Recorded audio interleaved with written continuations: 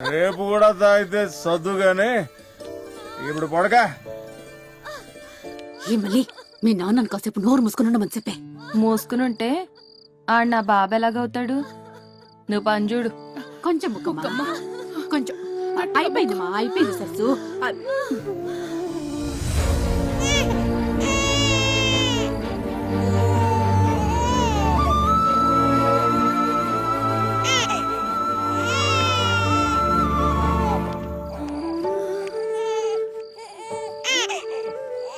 తినే అమ్మ బతుకు చిన్న పిల్లలాగా ఎడుతున్నావంటే పడక.